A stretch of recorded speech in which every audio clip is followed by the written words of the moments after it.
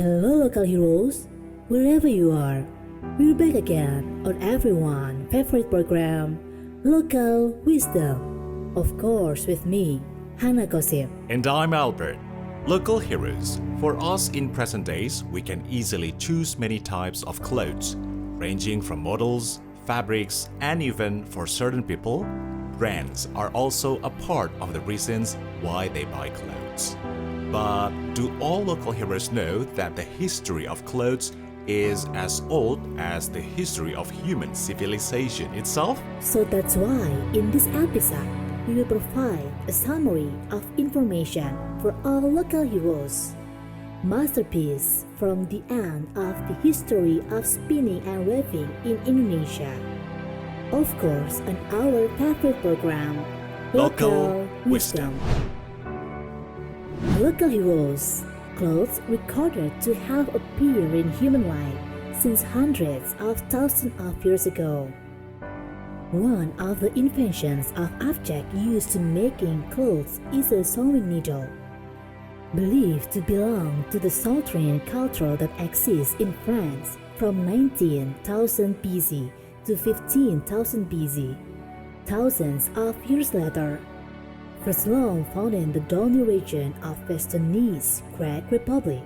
Now, in the first segment of this episode, Local Wisdom will provide information about various types of fabrics and traditional clothes developed in Indonesia.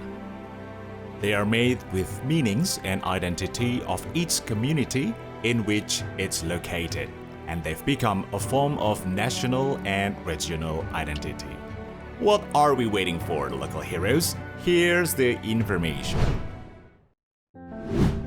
First, we go to the westernmost province in Indonesia, Nanggro, Aceh Darussalam. There is a very beautiful traditional dress to know. It's called Ule Balang. In ancient times, Ule Balang clothes can only be worn by the royal family and only nobles. But over time, this traditional dress was later used as a traditional symbol of the province of Aceh. The clothes worn by men in Ule Balang are made of long-sleeve silk fabric named Pakaian Linto Baru. Meanwhile, the trousers are made of black woven fabric, or usually called silabu, and wrapped in a silk songket sarong that adds prestige to whoever wears them. It is clear that the Ule Balang traditional dress is a result of cultural assimilation that formed in Aceh, ranging from Malay, Chinese, and Arabic, looks so elegant and dignified. From the island of Sumatra, we're heading east to the island of Borneo, to be precise, in the area of central Kalimantan. That's right, the Dayak tribes. The Dayak Ngada traditional clothes are known as sangkarut. There are also those who call them basulau clothes. This fast-shaped shirt made of natural ingredients with silk decorations, penguin scales, beads, and other magical objects that cover its surface. While the natural basic material used in the manufacture of the sangkarut clothes including pineapple leaf fiber, lembah leaf fiber, tengang fiber, and nyamu fiber. Among these materials, the one that often used is lembah leaf fiber because it has hard fiber structure, so strong to be formed into a vase.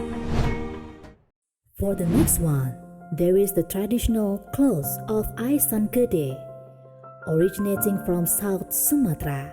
This Aisan Gede has existed since the time of Sriwijaya Kingdom as a place in South Sumatra, so that the characteristic of acculturation at the time, which came from Malay and Javanese culture, also with influence from Hinduism and Buddhism, can be seen in the Aisan Gede traditional dress.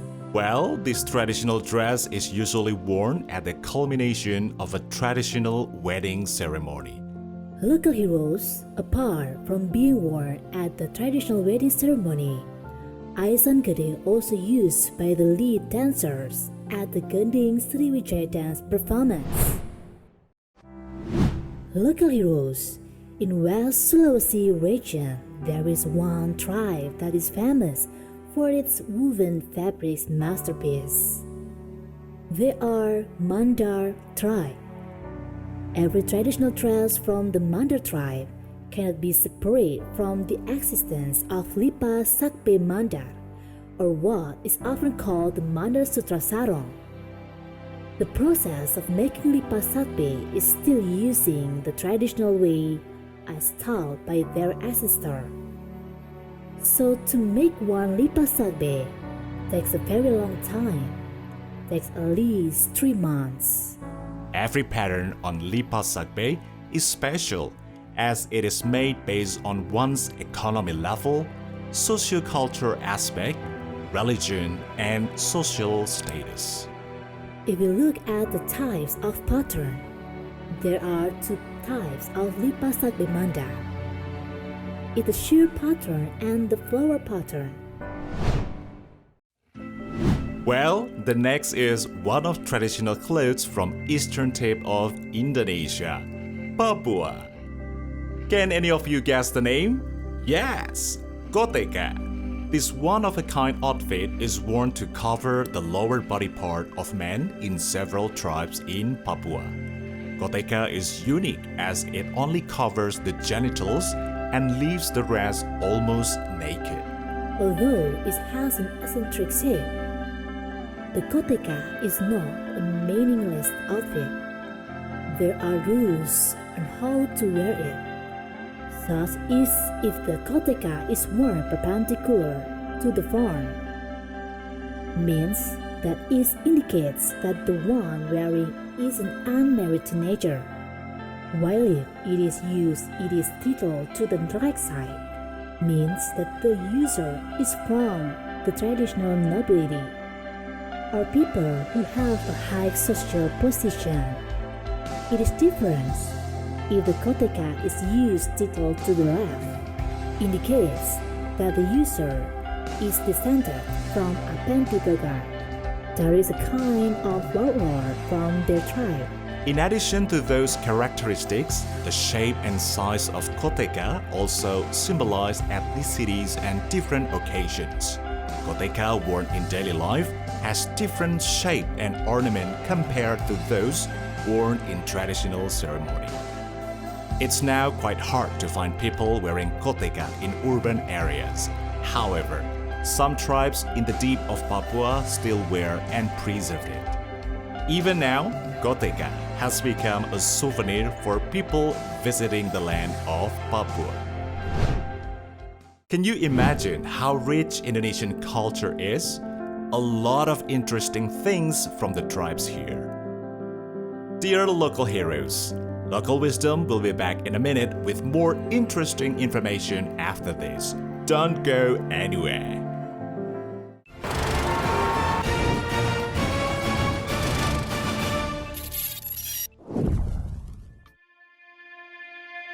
Indonesia is a country that holds millions charm.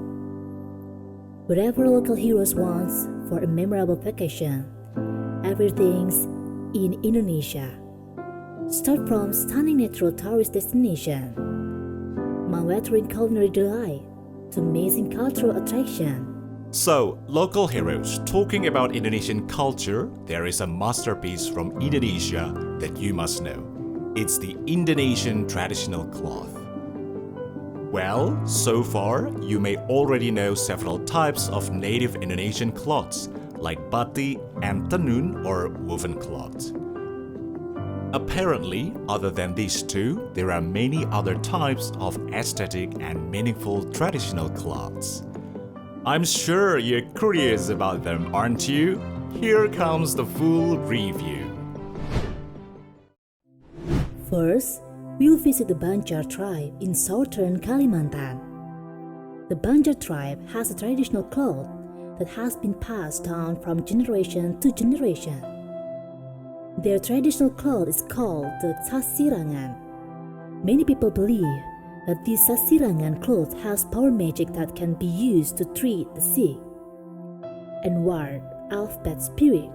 There are three main types of patterns known to the public of Banjar in making sasirangan. Among others are strip, ceplok, and Varisian motifs. Each of them represent a value, for example, power, honesty, beauty, intimacy, and many more.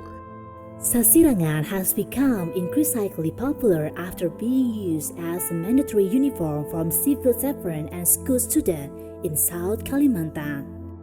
This has further encouraged the growth of home industry that produce sasirangan.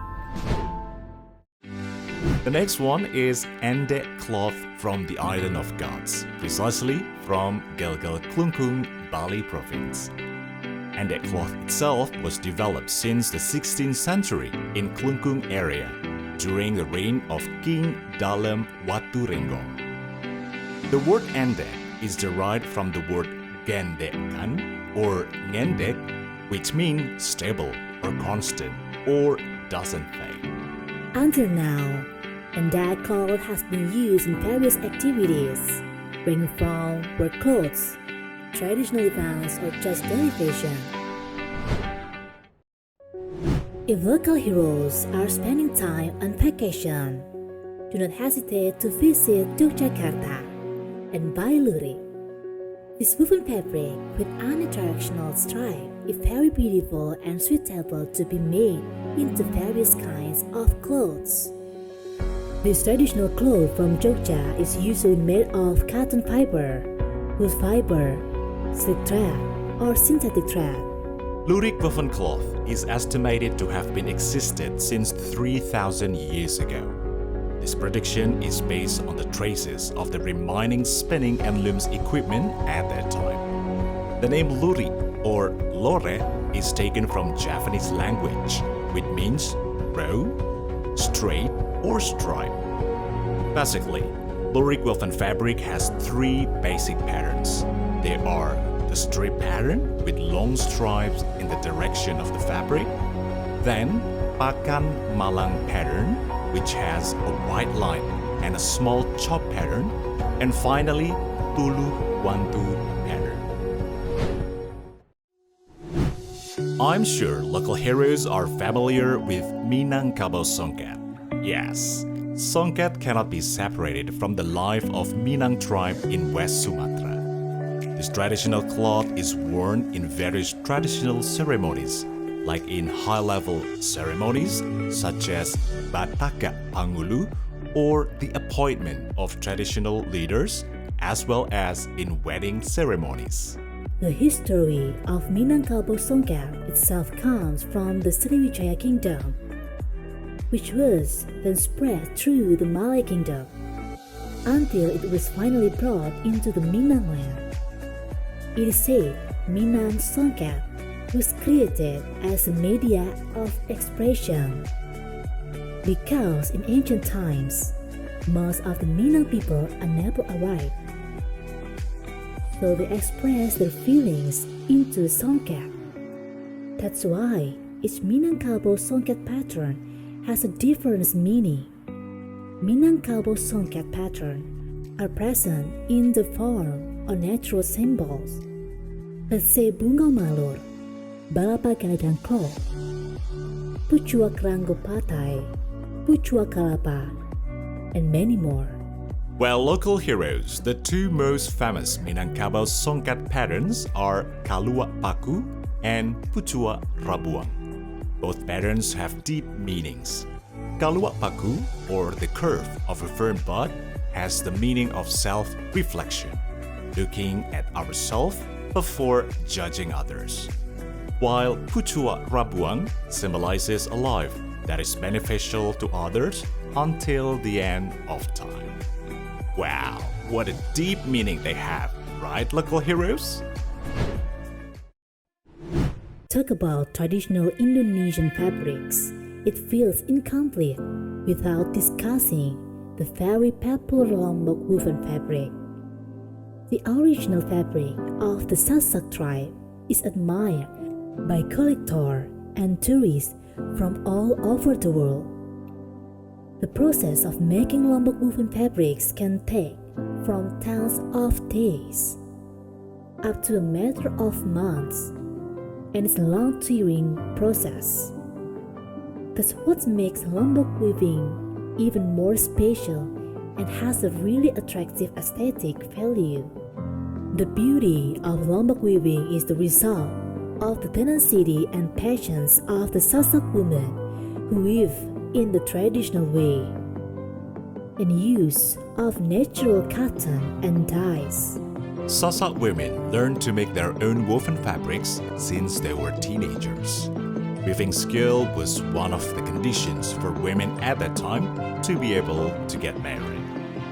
As a part of the culture, it's a mandatory task for them to pass it on the next generation. Like in other areas, the variety of weaving ornaments in Lombok is heavily influenced by elements of belief and environment around them.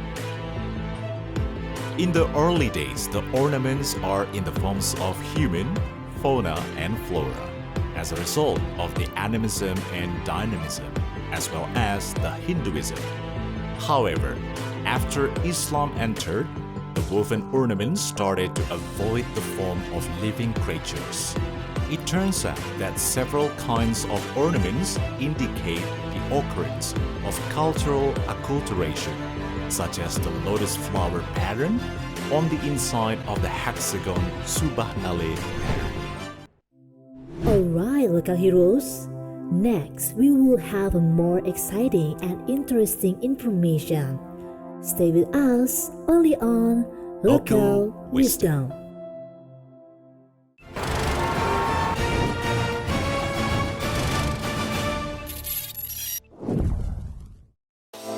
Local heroes, we're back again, and still our favorite program, Local Wisdom. Local heroes, Indonesia has a lot of people with very proud talents and achievement in various things, both in the world of science as well as in the world of art and culture. And maybe many of the local heroes at home didn't know that fashion has emerged in Indonesia designers who have extraordinary at work, not only selling well nationally, but also famous in the international scene. Some of them will be present in this segment. Let's have a look. First, Tex Saverio, an Indonesian man with great talent. Maybe not many people know his name. Tex Saverio is a young designer who started his professional career since 2010.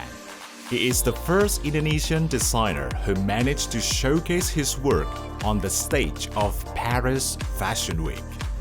His designs have been sold in Asian, European, and American markets. And local heroes, did you know that even a phenomenal singer, Lady Gaga, wore a glamorous dress designed by Tex Saverio? And a Hollywood celebrity, Jennifer Lawrence, also wore Saverio's design in the Hunger Games Catching Fire poster. Tex Saverio is known primarily as a fashion designer who is glamorous and full of fantasy. And by international fashion media, Saverio is dubbed the Alexander McQueen of Indonesia. Next, we have Rinaldi Yunardi. This man has been in the world of accessories design since 1996.